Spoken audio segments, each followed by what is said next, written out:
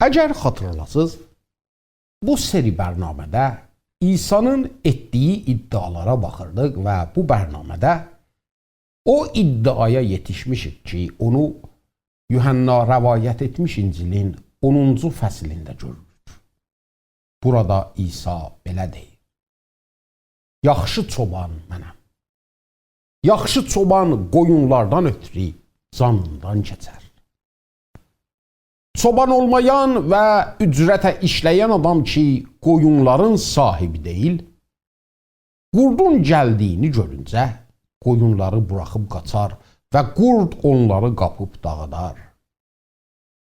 Ücrətə işləyən adam qaçar, çünki ücrətə işləyir və qoyunların qeydinə qalmır. Yaxşı çoban mənəm və mənim olanları tanıyıram. Və mənim olanlar da məni tanıyırlar. Elə ki, ata məni tanıyır və mən də atanı tanıyıram və qoyunlardan ötürü canımdan keçirəm. Bu ağıldan olmayan özgə qoyunlarım da var ki, onları gətirməliyəm. Onlar səsimi eşidəcəklər və bir çobanı olan sürü olacaqlar. Bunun üçün ata məni sevir ki, canımdan keçirəm. Elə ki, onu təkrar alım. Kimsə onu məndən almır, mən özüm onu verirəm. Onu verməyə də ixtiyarım var, onu cinə almağa da bu hökmü atamdan almışam. İsa'nın bu sözlərinə görə Yahudilərin arasında cinə də ixtilaf düşdü. Onlardan çoxları deyirdilər, o dəli olub, napaç ruh əlində əsirdir. Nə üçün ona qulaq asırsınız? Özgələr də deyirdilər, dəli bir adam məgər kör bir adamın gözlərini aça bilər. Ondan sonra Orşəlimdə Vəxt bayramı yetişdi. Qış idi. İsa məbəddə Süleymanın eyvanında gəzirdi. Yahudilər İsa'nın ətrafına yığılıb ona dedilər, nə vaxta kimi bizi şək içində saxlayacaqsan? Əgər vədəsi verilmiş Məsih sənsən, açıqca bizə de. İsa onlara cavab verdi: Sizə dedim və siz inanmırsınız. Atamın adında gördüyüm işlər mənim haqqımda şəhadət verirlər. Amma siz inanmırsınız, çünki mənim qoyunlarımdan deyilsiniz. Mənim qoyunlarım mənim səsimi eşidirlər. Mən onları tanıyıram və onlar mənim dalımca gəlirlər. Və mən onlara əbədi həyat verirəm. Onlar heç vaxt həlak olmazlar və kimsə də onları əlimdən qapa bilməz. Onları mənə verən atam hamıdan böyükdür və atanın əlindən qapmağa kimsə qadir deyil. Mən və ata birik. Əgər biz o adamlardan ki, kilisaya gedirlər və İsa'nın iddialarından xəbərləri var, soruşaq ki, bu iddiaların hansını o birilərdən daha çox bəyənirlər? Bəlkə də elə onun bu iddiasını desinlər. Yaxşı çoban mənəm. Çünki çoban karakterində bu var ki, qoyunlara mühafiz olsun. Onların qabağında gedib onlara yol görsətsin. Onların qeydinə qalsın. Onları yaxşı otlaqlarda otarsın. İsa'nın bu sözü adamın canına rahatlıq tökür. Amma oxuduğum mətndə görürük ki, orada duran xalq İsa'nın bu sözündən elə də xoşları gəlmir. Və hətta daş ələ alırlar ki, İsa'nı daşlasınlar. İsa'nın bu sözü ki, yaxşı çoban odur, onları qəzəbə gətirmişdi. Əlbəttə ki, İsa'nın iddialarını qəbul etmək elə də rahat deyil. Bu iddialar insanların bütün inandıqlarını bünövrədən lərzəyə salır. Bundan əlavə, bu iddialar elədir ki, insan artıq onların qabağında tərəfsiz qala bilməz, xünsa qala bilməz, məcburdur ya qəbul etsin, ya da rədd. Doğrudan da elə siz də bunları eşitdiyiniz zaman artıq tərəfsiz qala bilməzsiniz. Ya gərək elə düşünəsiz ki, İsa dəli olmuşmuş, ya da bu ki, İsa elə iddia etdiyi həmən adamdır. İndi gəlin İsa'nın bu iddiasına ki, yaxşı çobanı odur gələk. Əvvəlcə çobanın şəxsiyyətinə baxacaq, sonrası da iddianın özünə. Əgər İsa'nın bu sözünə əsl dildəki Yunanca olsun baxaq, görəcəyik ki, bu cümlə belədir. Çoban mənəm, o yaxşı olan. Kəlmələrin tərtibi burada çox da mühümdür. Çünki çoban sözü ətiqətdə padişah sözünə işarə edirdi və padişah sözü də həmişə onun hökmranlığını, onun iqtidarını, onun rəhbərliyini xatıra salırdı. Buna görə də İsa'nın bu iddiası, əzizlərim, o zaman insanın canına rahatlıq və aramlıq tökər ki, adam öz həyatını onun hökmranlığı, onun iqtidarı, onun rəhbərliyi altına qoysun və onun hökmranlığını öz həyatında qəbul etsin. Buna görə də qucağına gözəl bir quzu almış çoban təsvirlərini lütfən yaddan çıxardın. Çoban təsviri elə də yumşaq və şairanə deyil. Çoban demək, padişah deməkdir ki, bizdən peyrəv olmaq və itaət tələb edir. Və bunu etməyincə onun çobanlığı altında, mühafizəsi altında ola bilmərik. Bu yaxşı kəlməsi də calib və maraqlı sözdür ki, İsa deyir, çoban mənəm, o yaxşı olan. Bu kəlmə Yunancada kalasdır ki, həm yaxşı, həm də gözəl mənasını verir. Yəni bu ki, onun yaxşı olmağı o qədər gözəldir ki, bu gözəllik adamı özünə çəkir. Bu yaxşı çoban ibarəti həqiqətən də iki mənanı özündə tutur. Biri bu ki, o sürüsünü qoruyur, sürüsünü mühafizət edir, onların qeydinə qalır. Yaxşı çoban, başqa çobanlardan da ki, ancaq ücrət aldıqları üçün çobanlıq edirlər, fərq edir. İsa deyir ki, mən sürüyə həmiyyət verirəm, onların qeydini çəkirəm, mənim fərqim o birilər ilə budur. Onlar qurdun gəldiyini görəndə qorxub qaçırlar və sürünü onların əlinə buraxırlar. Mən onlar kimi deyiləm, mən sürüdən ötürü canımdan keçirəm.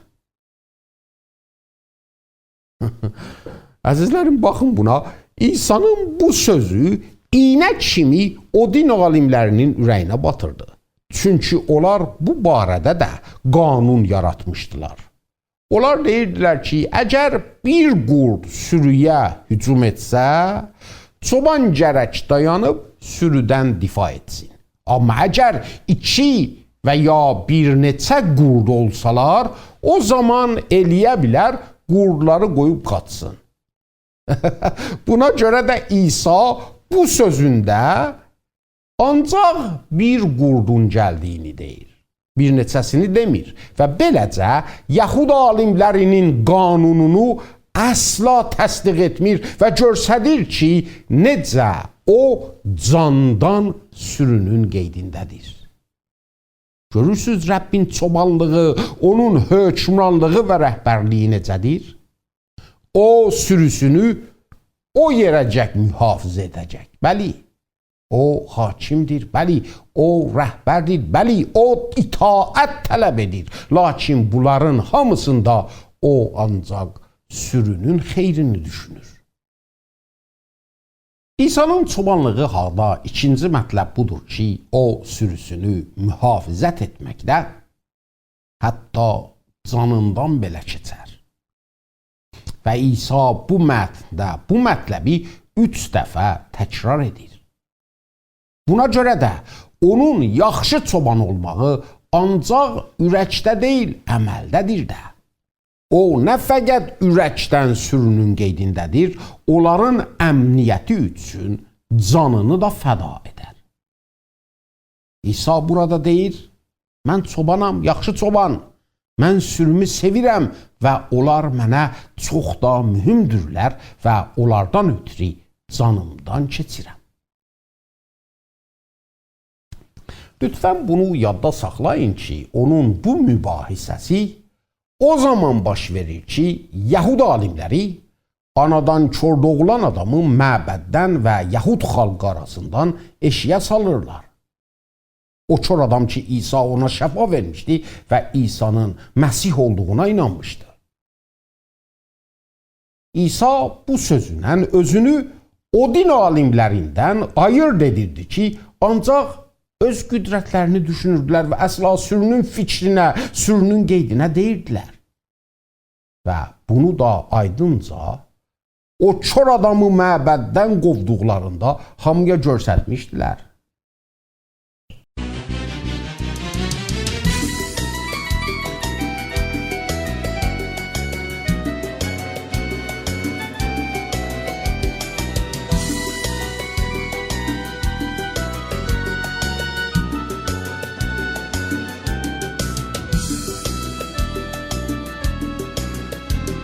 Rəbb mənim ilahım, əksiyim olmaz.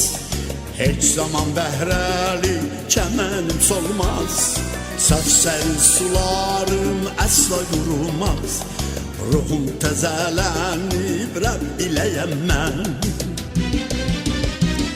İsmi şərəfinə haqq yolda mənim, aparan Rəbbimdir qovdun ələmin.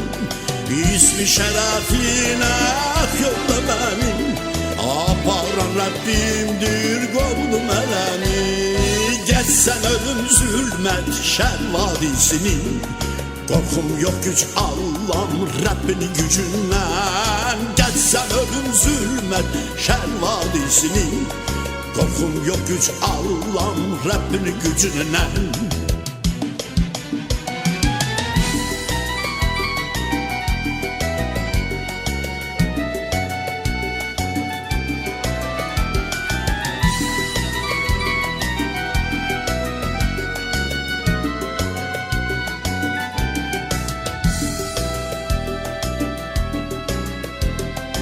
Düşmənlərim baxar, göz önümdə sən. Rəbbim mənim üçün süfrə sərərsən. Başımı məs edib ətir səpərsən. Qəlbim aşıb daşar, yalnız fərəhdən. İsmi şərəfinə haqq yolda mənim, aparan Rəbbimdir qovdun ələmin. İsmi şərəfinə haqq yolda mənim, aparan Rəbbimdir qovdun ələmi. Geçsən ölüm zülmət şər vadisini, qorxum yox güc Allah'ım Rəbbinin gücündən. Geçsən ölüm zülmət şər vadisini, qorxum yox güc Allah'ım Rəbbinin gücündən.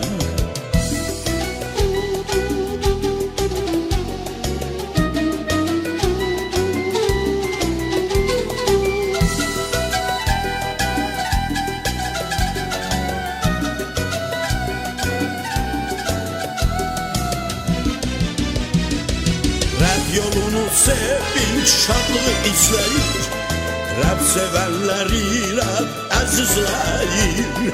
Rəbb yolunu sevinç şadlığı izləyir, Rəbb sevənləri Rəbb əzizləyir. Qəlbim ömür boyu sözünü gözləyir, heç vaxt ayrılmaram Rəbb evindən mən. Qəlbim ömür boyu sözünü gözləyir, heç vaxt ayrılmaram Rəbb evindən mən. Heç vaxt ayrılmaram Rəbb evindən. evindən mən heç vaxt ayrılmaram rədd evindən mən.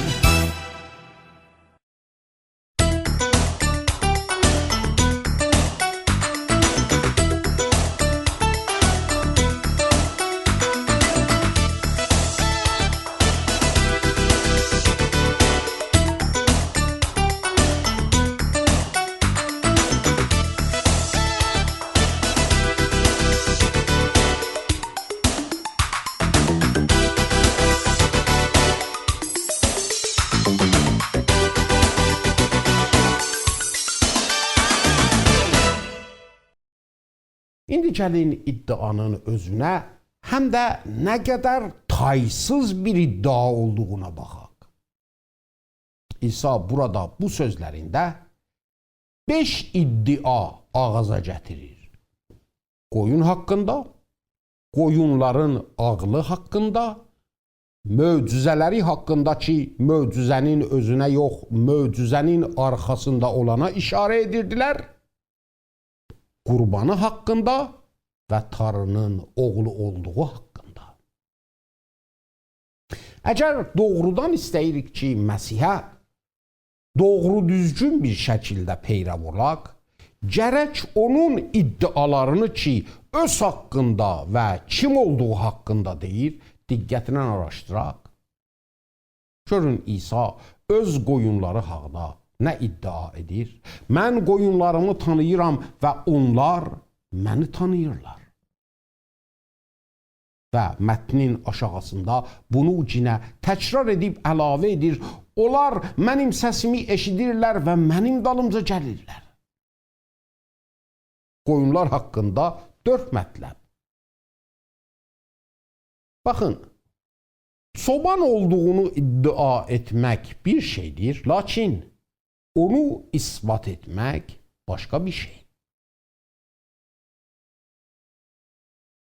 Adam çoban olduğunu necə isbat edə bilər?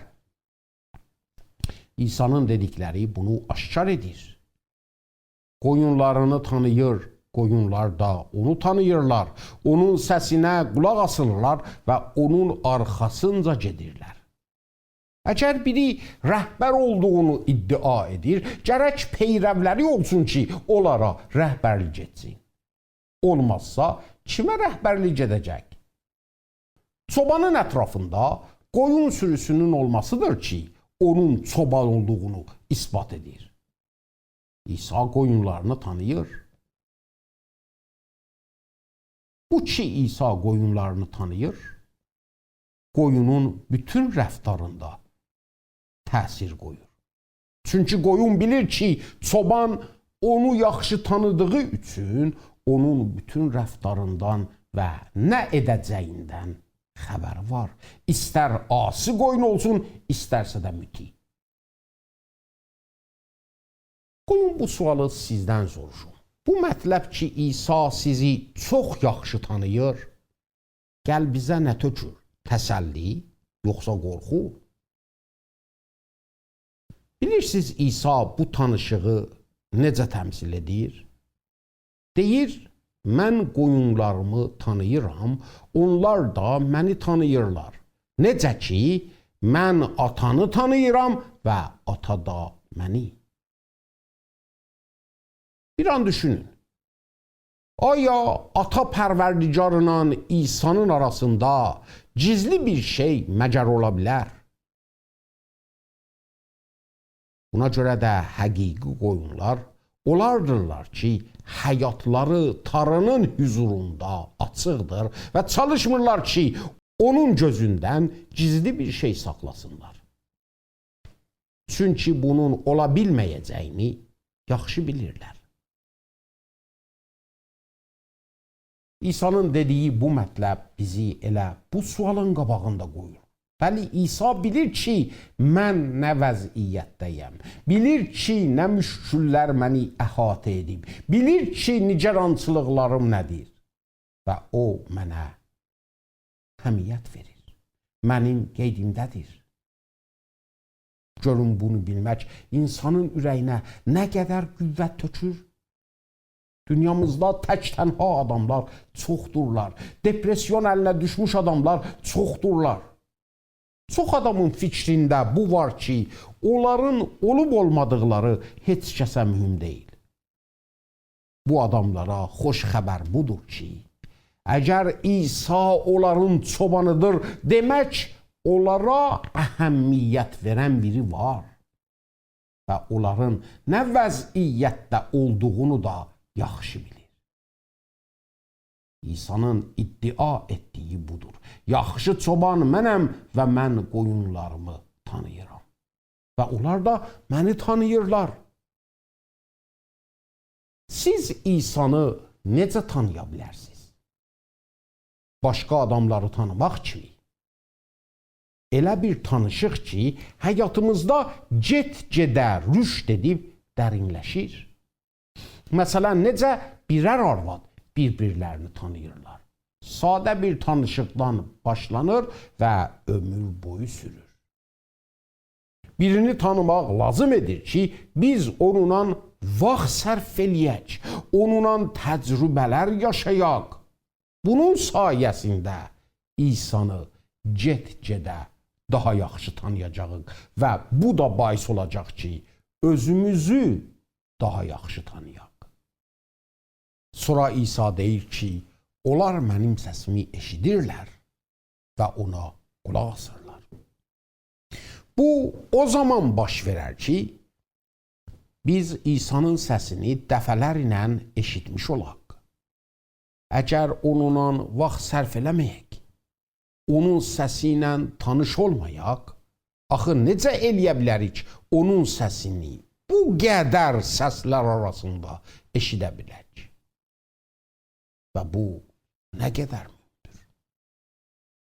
Baxın, Tanrı bizlə İsa Məsihin vəsiləsi ilə danışır və onun vəsiləsi ilə bizə həqiqəti açıqlayır. Görün, nə müsibətdir əgər İsa'nın səsi ilə tanış olmayaq və onun səsini bu qədər səslər arasında ayırt etməyək. Qoyun əgər çobanının səsini eşitməsə, başqa səslər dalınca düşəcək. İsa buyurur, o adamlar ki, onların çobanı mənəm, mənim səsimə aşinadırlar, səsimi tanıyırlar, mən onları tanıyıram, onlar da məni tanıyırlar.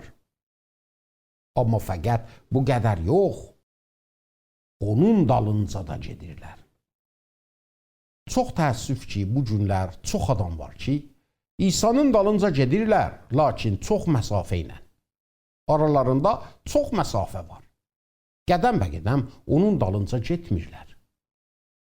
İsa'nın dalınca belə getməyin xətəri budur ki, birdən İsa dönür. Çox məsafə olduğundan artıq onu görmürsən. Və o zaman ki, İsa'nın döndüyü yerə yetişirsən, artıq ondan əsər yoxdur. Və sən itmiş haldasan. İsa burada iddia edir ki, onun başqa qoyunları da var ki, gərək onları da yıxsın ki, bir sürü və bir çoban olsunlar. Baxın, burada İsa Yəhud xalqı ilə danışır və onlara bunu açıqlayır ki, Yəhud xalqından olmayan qoyunları da var ki, gərək gedib onları da gətirsin və sürüyə qatsın.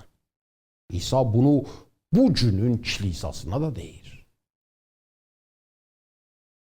İsa onları bir yerə yığmaq üçün gərək gedib onları tapırdı. Bəli, İsa'nın olan qoyunlar çoxdurlar, lakin gərək gedib onları tapaq. Bu mətdə görürük ki, Yəhudilər gəlib ona deyirlər, nə vaxta kimi bizi şək içində saxlayacaqsan, açıqca bizə de, aya Məsih sənsən? Və İsa'nın cavabı görün nədir? Sizə dedim, amma siz inanmadınız. Sizə bu qədər əlamət nişanə göstərdim, amma siz cinə də inanmadınız. Və bu, bizim dünyamızın da halıdır. Bizim dünyamız o qədər məntiqdə qərq olub ki, gözü artıq belə əlamətlər, nişanlara kordur. Adamlar əgər bir şey görməsələr, bir şey ləms etməsələr, iki-ikiyə zər dördolar yolu ilə ispat edə bilməsələr, inanmazlar. Mən buracaq heç kəsi görməmişəm ki, sevgini görə bilsin, sevgini ləms edə bilsin, ya da müadiləyə qoya bilsin. Lakin heç kəs sevgini inkar etmir. Sevgi var, sevgi həqiqətdir. Biz gərək özümüzə bu sualın cavabını verək. Aya İsa'nın bu işləri, bu möcüzələri etibarlıdır ya yox? Əgər etibarı var, o zaman onlar nəyə işarə edirlər? İsa bu adamlara və bizə bunu deyir ki, bunların hamısı onun kim olduğuna işarə edirlər. Mövud olan Məsih Tanrının yeganə oğlu.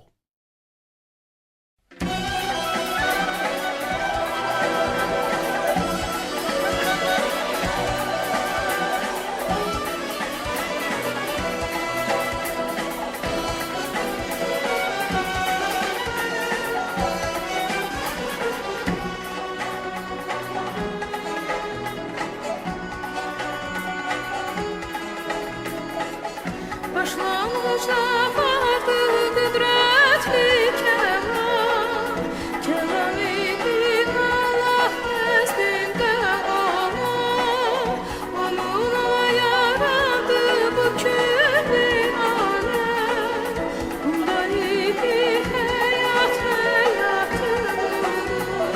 Allah'ı görməmiş kimsə heç zaman onu tanıdan durur.